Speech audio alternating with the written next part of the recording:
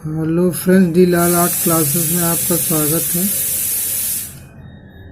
आइए आज आपको एक नया प्रैक्टिस सेट हल कराते हैं जो मॉडल पेपर की तरह है और ये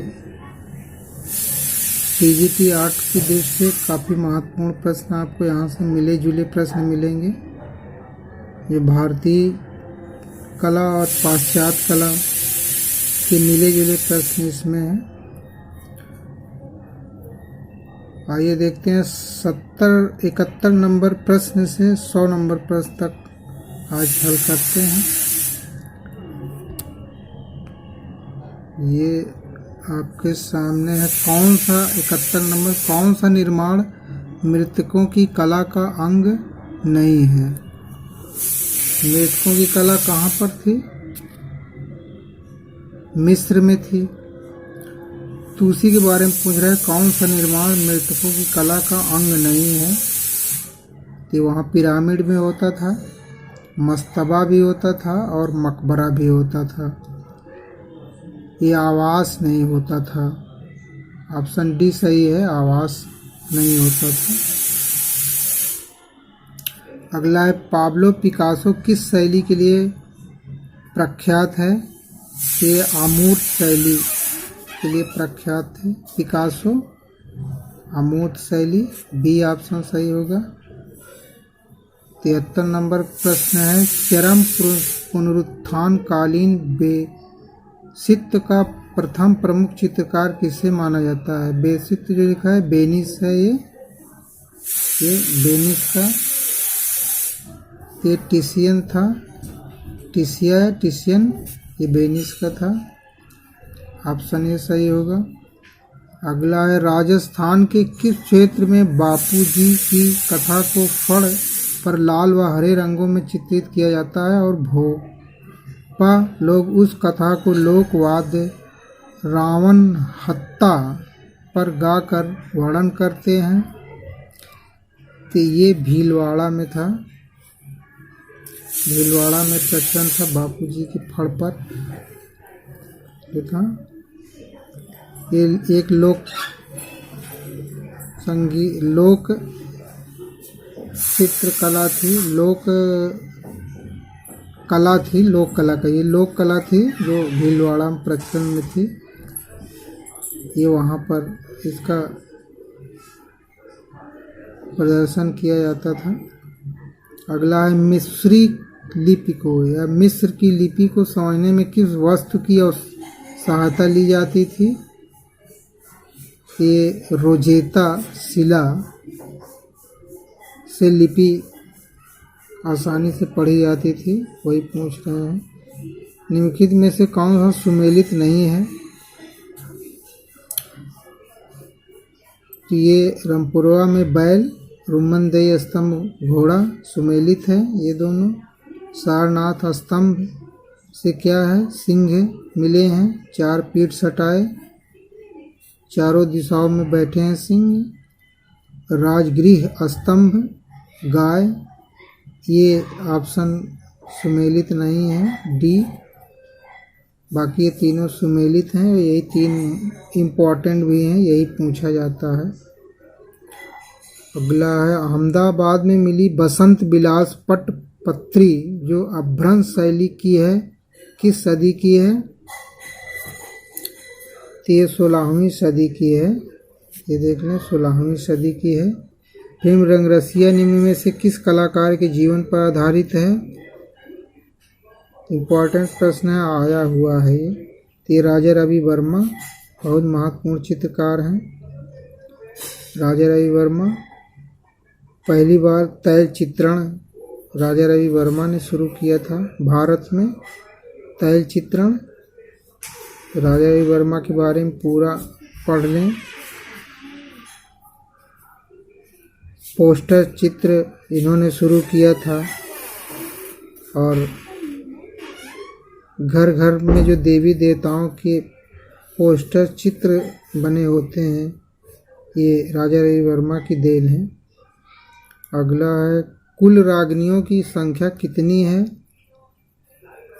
कुल रागनियों की संख्या 36 है।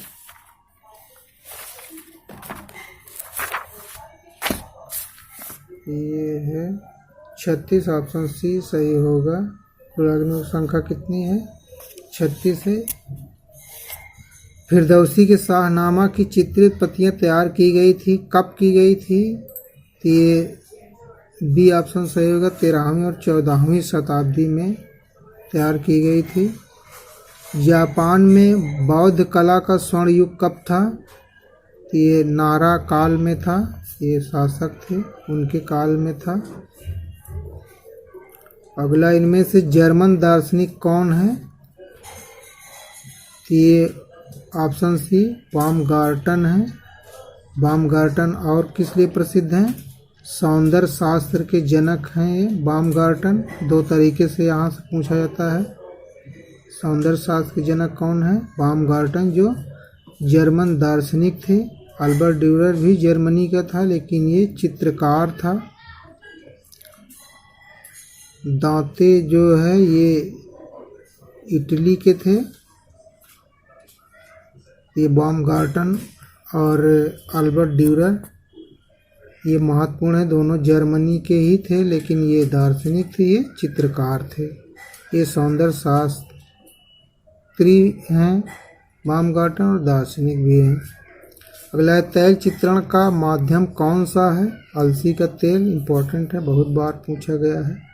सबसे बढ़िया माध्यम क्या है? अलसी का तेल।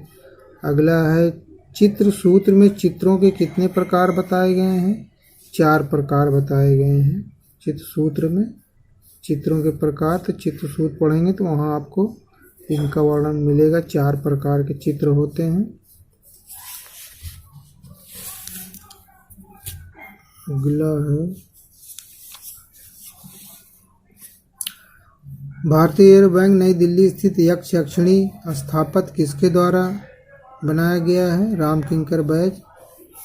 ये मूर्ति कला के जनक हैं रामकिंकर बैज, इनके द्वारा बनाया गया था। ये कहाँ है? भारतीय रिजर्व बैंक नई दिल्ली में है। अगला है, नीला रंग आयातित कहाँ से किया जाता था? तो ईरान से आयातित किया जाता था नीला रंग।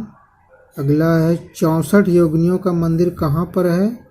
भेड़ाघाट जबलपुर में है, जो एमपी में पड़ता है, मध्य प्रदेश में। अगला, चित्रकला में सबसे अधिक किसका महत्व है? तो चित्रकला में सबसे अधिक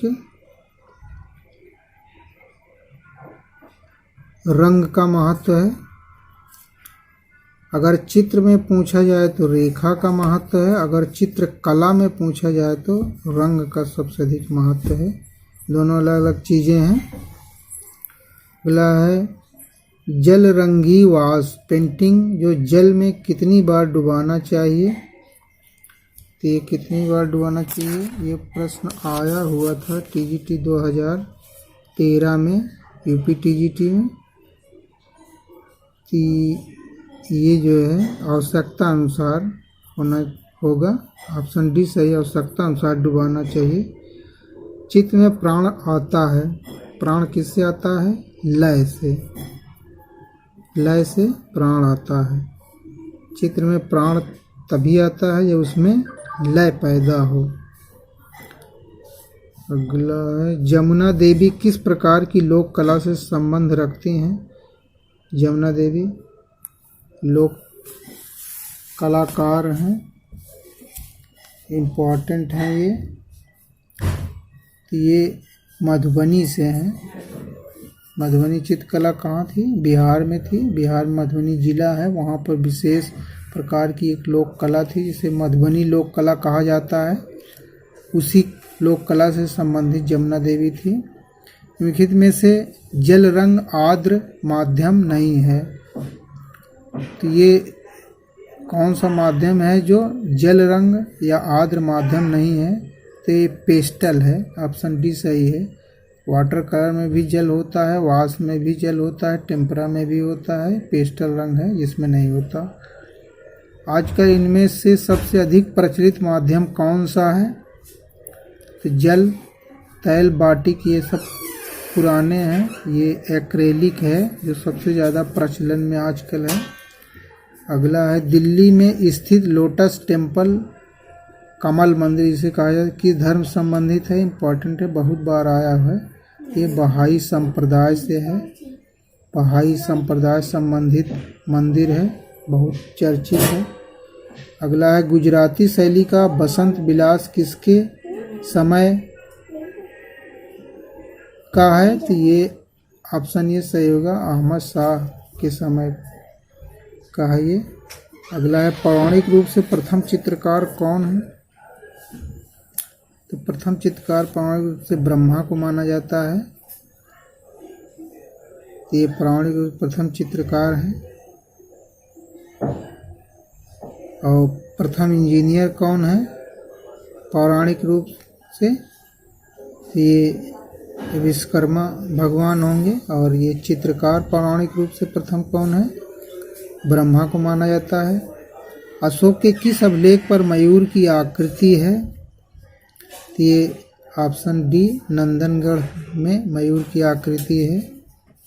अशोक के अभिलेख का जो अभिलेख नंदनगढ़ का है उसमें मयूर की आकृति है, कई बार पूछा गया, इम्पोर्टेंट है। अगला है निम्नलिखित में से कौन ललित कला अकादमी का पब्लिकेशन है, ये समकालीन कला जो है ललित कला अकादमी का पब्लिकेशन है, इसे याद रखें, बस पूछा गया है। निफ्ट शैक्षणिक केंद्र किस क्षेत्र में कार्यरत है, ये फैशन टेक्नोलॉजी में है, फैशन तकनीक में है, निफ्ट शैक्षणिक केंद्र है, आया हुआ क्वेश्चन है ये। अगला है निम्नलिखित में से मोम का प्रयोग कर किस विधि में चित्रण कार्य किया जाता है, ये बाटिक है, बाटिक चित्रण जो होता है इसमें मोम का प्रयोग किया जाता है, बाटिक चित्रण। बस फ्रेंड्स आज यहीं तक, इसमें काफ़ी महत्वपूर्ण प्रश्न हमने हल कराए हैं आपको, कुछ नए हैं, कुछ बहुत इम्पोर्टेंट है जो बार बार आते हैं, मिले जुले प्रश्न हैं, इसे आप अवश्य हल करें।